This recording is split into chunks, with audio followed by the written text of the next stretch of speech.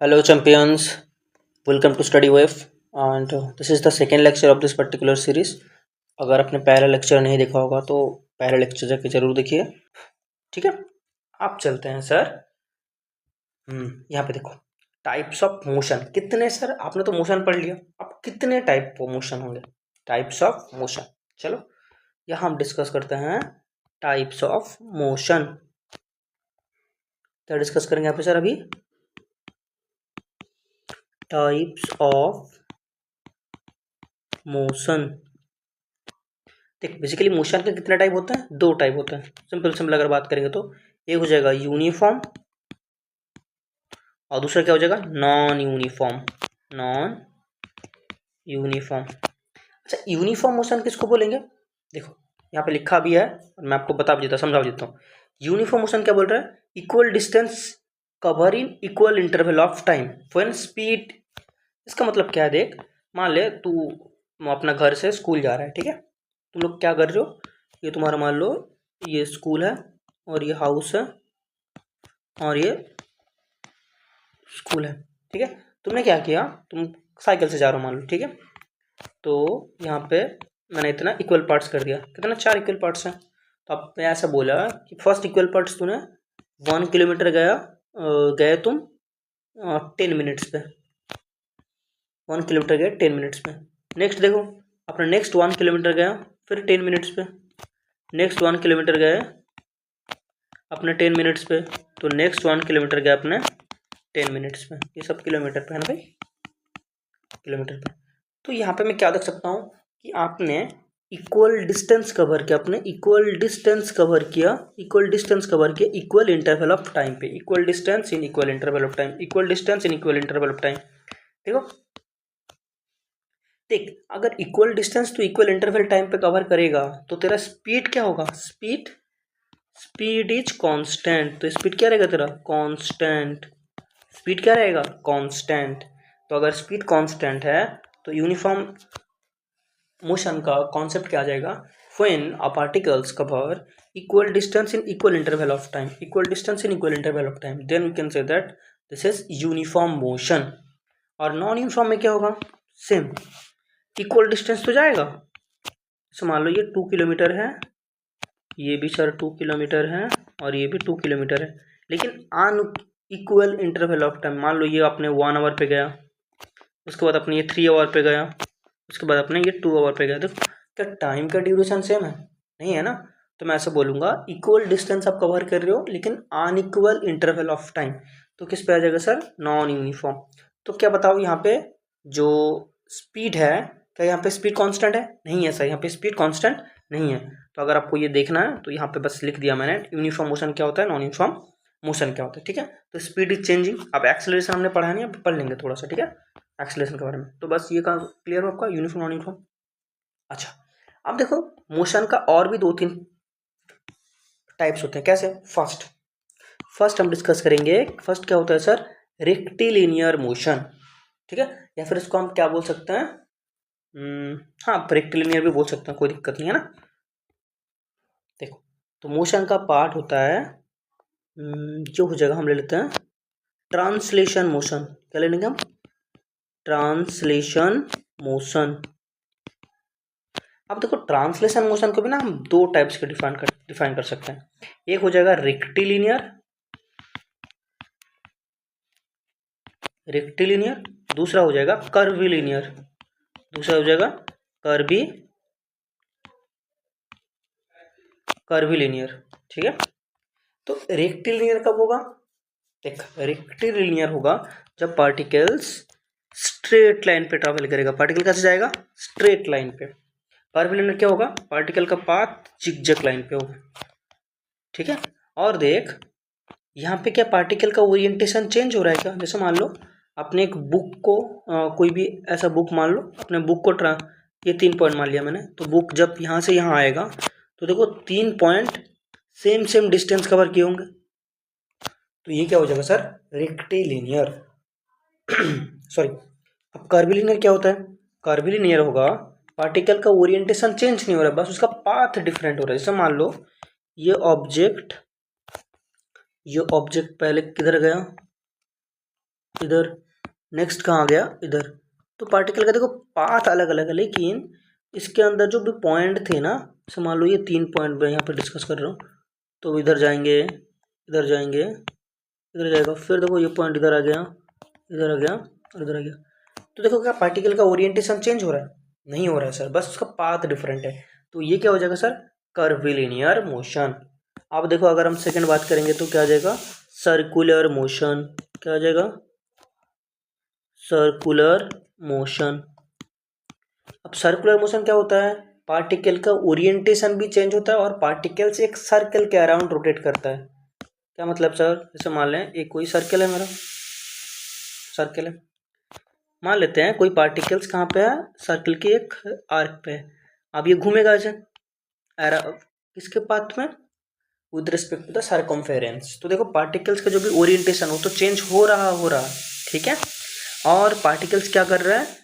एक circular path पे भी मूव कर रहा है। तो आपको ये बात याद पे रखना है कि सर्कुलर मोशन पे क्या होता है, पार्टिकल का ओरिएंटेशन क्या होता है? चेंज होता है, और पार्टिकल्स एक पर्टिकुलर सर्कल के आर्क के थ्रू ट्रेवल करता है। उसका एग्जांपल बताओ सर, सर्कुलर मोशन के एग्जांपल।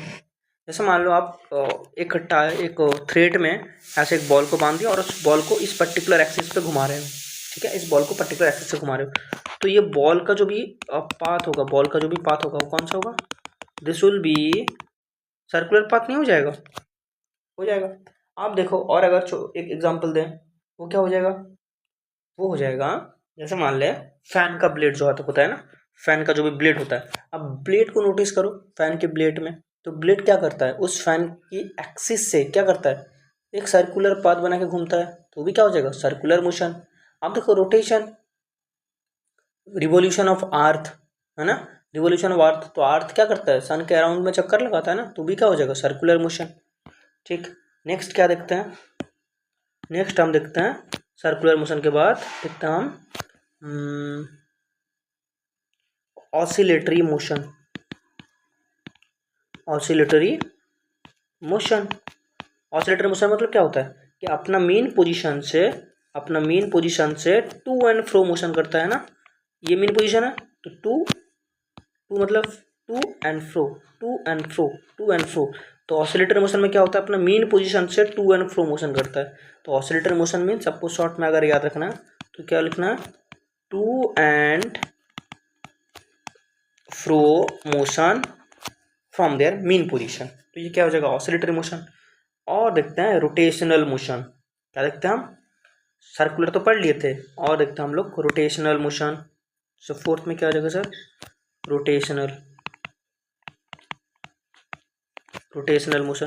अब देखो सर्कुलर में एक पाथ था ना, लेकिन रोटेशनल में एक पाथ नहीं होगा, कोई पर्टिकुलर सर्कुलर पाथ तो नहीं होगा, ठीक है। तो ये हो जाएगा rotational.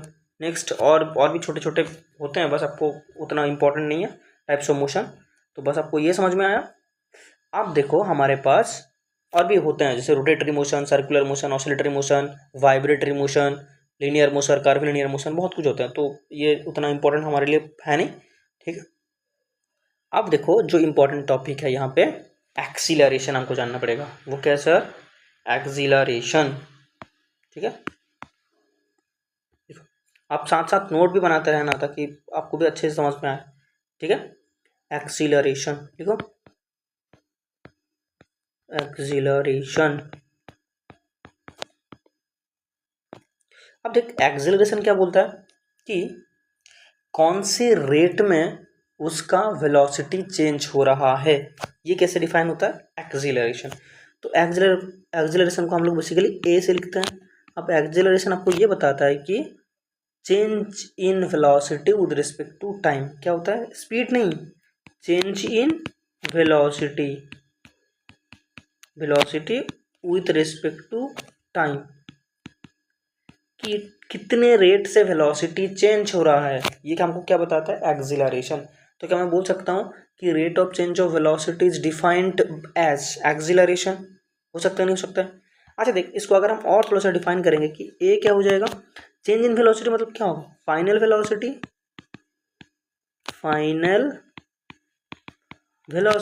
Minus initial velocity divide by क्या हो जाएगा? टाइम डिवाइड बाई क्या हो जाएगा, टाइम। अच्छा देख, लेट्स से यहाँ से आपको मैं एक चीज़ कनेक्ट करा देता हूँ तब आपको अच्छे से समझ में आए। जैसे मान लो कोई ऑब्जेक्ट यहाँ पे था, मूव करके यहाँ पहुँच गया। अब लेट्स से इसका इनिशियल वेलोसिटी कितना था u, फाइनल वेलोसिटी कितना हो गया v, और टाइम कितना लगा t। तो देख, क्या मैं यहाँ पे डिफाइन कर सकता हूँ एक्सेलरेशन को कि a जो होगा क्या होगा सर, फाइनल वेलोसिटी कितना है v माइनस इनिशियल कितना है u, और ये टाइम कितना हो जाएगा t टाइम पे कवर हुआ है। तो इसको अगर हम थोड़ा सॉल्व करेंगे तो क्या बनेगा, देख जो v माइनस u बनेगा वो at। अब यहाँ से देखो v इक्वल्स टू क्या बनेगा, u प्लस at। तो ये देखो बेसिकली क्या है, यह एक वेलोसिटी और एक्सिलरेशन और टाइम का एक रिलेशन, जिसको हम क्या बोलते हैं, first law of motion. This is nothing but first law of motion. मैं एक बार उसको और एक बार भी डिफाइन करा दूंगा जब लॉ ऑफ मोशन पढ़ाऊंगा। तो बस ये आपको याद रखना, ये this is first law of motion. यहाँ से क्वेश्चन पूछता है, ठीक है। तो बस आपको ये याद रखना है, सर एक्सेलरेशन क्या होता है, change in velocity by time. अब देख, तो एक्सेलरेशन कौन सा होता है, स्केलर है वेक्टर। सर वेलोसिटी आ रहा है तो कैसे स्केलर हो सकता है, इट इज़ बाय डिफॉल्ट है कौन सा quantity, it is a vector quantity, it is a vector quantity, ठीक है। अच्छा, इसका यूनिट क्या आ जाएगा, तो वेलोसिटी का यूनिट डिवाइडेड बाय टाइम का यूनिट। तो वेलोसिटी का यूनिट क्या होता है, मीटर पर सेकेंड। नीचे क्या आएगा, टाइम का यूनिट सेकेंड। तो कितना आ जाएगा सर, मीटर पर सेकेंड स्क्वायर। अच्छा देख, मैं अगर आपको एक क्वेश्चन पूछूं प्रीवियस लेक्चर से रिलेटेड, सर इसका डायमेंशन कैसे निकालेंगे। सर देखो, डायमेंशन कैसे निकालेंगे, सर देखो एम का डायमेंशन क्या होता है, मास का डायमेंशन एम, और सेकेंड का डायमेंशन क्या होता है टी, लेकिन ये टी पावर -2 है। तो एम टी पावर -2, सॉरी क्या बोल रहा हूँ, ये मीटर है ना, तो ये मीटर क्या होता है, लेंथ का डायरेक्शन।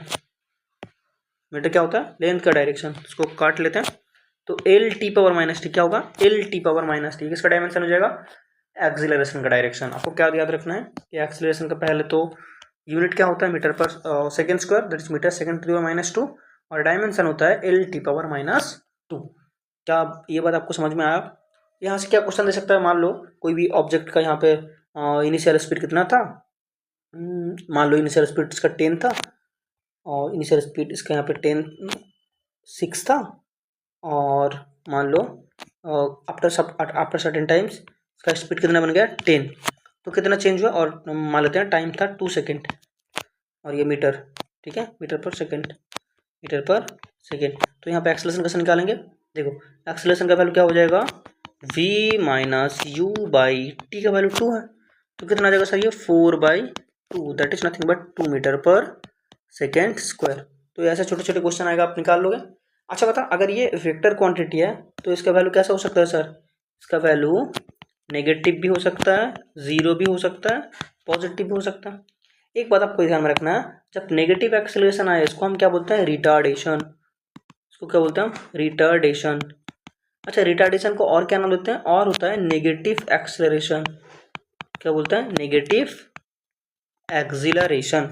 क्या ये बात आपको समझ में आया, रिटार्डेशन का मतलब क्या होता है, नेगेटिव एक्सिलरेशन, ठीक है। और थोड़ा सा बाकी है बस, तो और थोड़ा सा पेशेंस रख लो।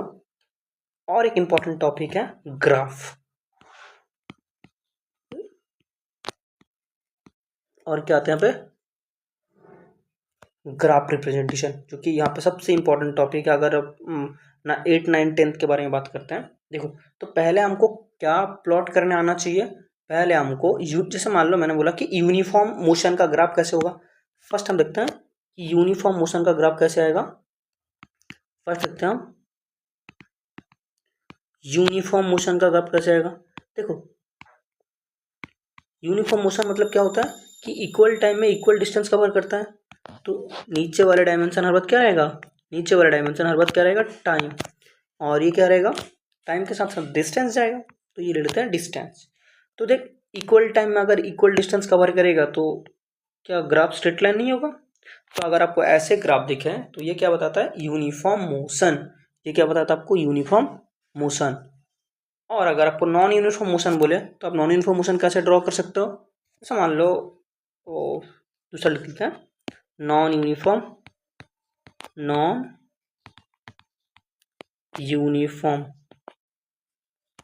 अब नॉन यूनिफॉर्म मोशन आपको कैसे दिखेगा, नॉन यूनिफॉर्म मोशन हमको कैसे दिखेगा सर, दिखता है, ठीक है। तो कैसे दिखेगा, ये ऐसा कुछ गया फिर ऐसा ऐसा चलेगा, ठीक है। तो ये क्या हो जाएगा, नीचे से टाइम है और ऊपर हो जाएगा हमारा डिस्टेंस, ये क्या हो जाएगा, नॉन यूनिफॉर्म मोशन। अच्छा देख, मैं अगर यहाँ से आपको एक क्वेश्चन पूछूं छोटा सा कि बताओ यहाँ से कौन सा पॉसिबल है कौन सा नहीं है। जैसे मैं आपको एक क्वेश्चन दे दिया, कमेंट बॉक्स पे ट्राई एक मैं बता देता हूँ, आपको एक बताना है। जैसे मैं आपको ऐसे दे दिया कि ये मेरा टाइम है और ये मेरा डिस्टेंस है, और ग्राफ मैंने आपको ऐसे दे दिया, क्या बताओ ये ग्राफ पॉसिबल है। चलो इसको स्ट्रेट लाइन ही बना देते हैं ताकि, चलो अच्छा से बनाते हैं इसको, देखो है ना।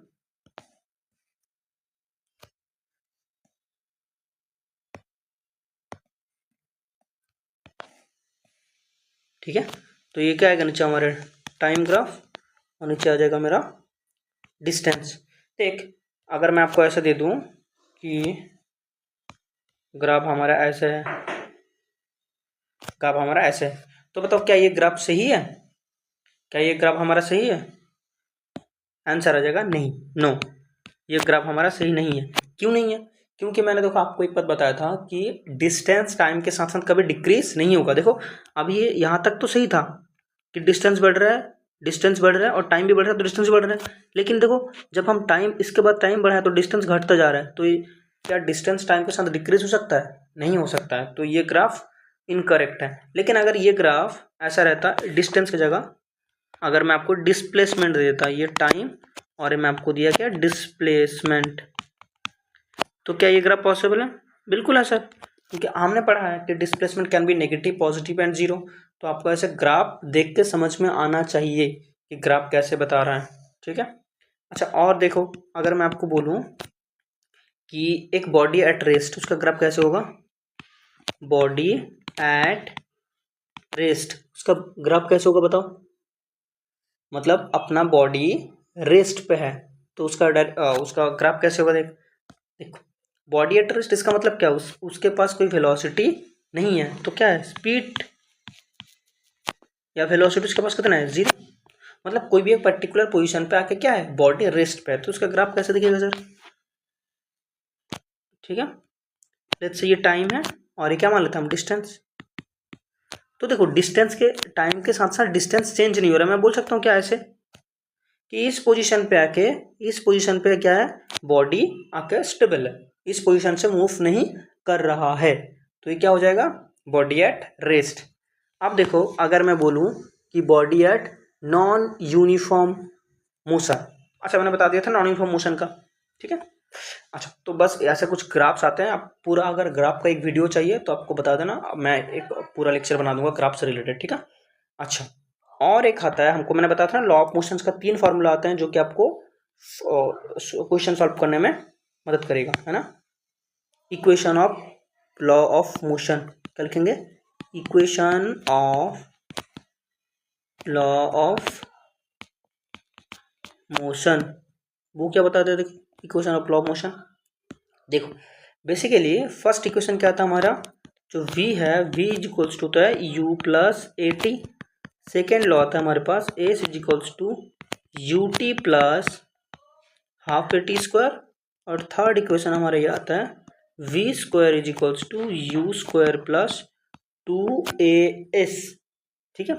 और ये तीनों में सर ये वी यू क्या है, ये सब बता दीजिए। चलो मैं लिखा देता हूँ, यहाँ पे u होता है मेरा इनिशियल स्पीड, ये क्या होता है इनिशियल स्पीड, v क्या होता है, v होता है फाइनल स्पीड, और t क्या होता है टाइम, a क्या होता है एक्सिलरेशन, और क्या s क्या होता है, s हमारा होता है डिस्प्लेसमेंट, s क्या होता है डिस्प्लेसमेंट।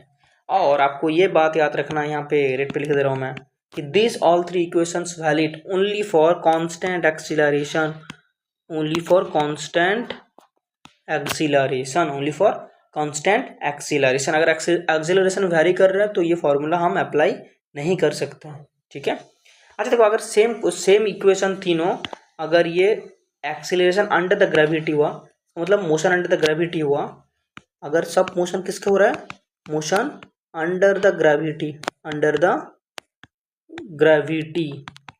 तो यहाँ पे एक जगह क्या हो जाएगा, एक जगह या तो जी होगा या फिर एक जगह माइनस जी।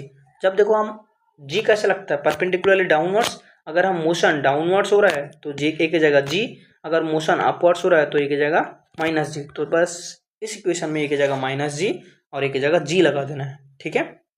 तो मुझे लगा बस अब यहाँ तक आपको सारे क्वेश्चन, सारे जितने मैंने सब कुछ बताया आपको समझ में आया होगा, ठीक है। अगर समझ में आया तो just hit the like button and सब डू सब्सक्राइब। एंड अगर आपको और कुछ चाहिए कोई भी टॉपिक से रिलेटेड तो जस्ट कमेंट कर सकते हैं। ऑब्वियसली आपका जो भी बोलोगे आप ऐसे करने के लिए ट्राई किया जाएगा, ठीक है। अगर आपको ये पीडीएफ चाहिए तो आपको मैं टेक्स्ट कर देना, मतलब कमेंट कर देना, मैं डिस्क्रिप्शन बॉक्स पे ये पीडीएफ शेयर कर दूंगा, ठीक है। तो I hope you really like the lecture. So if you like the lecture please do like share comment and subscribe, ठीक है। चलो मिलते हैं नेक्स्ट क्लास में, तब तक के लिए। और हाँ, नेक्स्ट क्लास में हम इस चैप्टर से रिलेटेड जितने भी और छोटे छोटे इक्वेशंस है वो सब लेके आऊँगा, और फिर हम एक एक करके जितने सारे टॉपिक्स है फिजिक्स के वो सब कवर करेंगे। तो आपका कोऑर्डिनेशन बहुत ज़रूरी है, तो ऐसे ही बस, ठीक है। मिलते रहेंगे नेक्स्ट क्लास में, तब तक के लिए टाटा।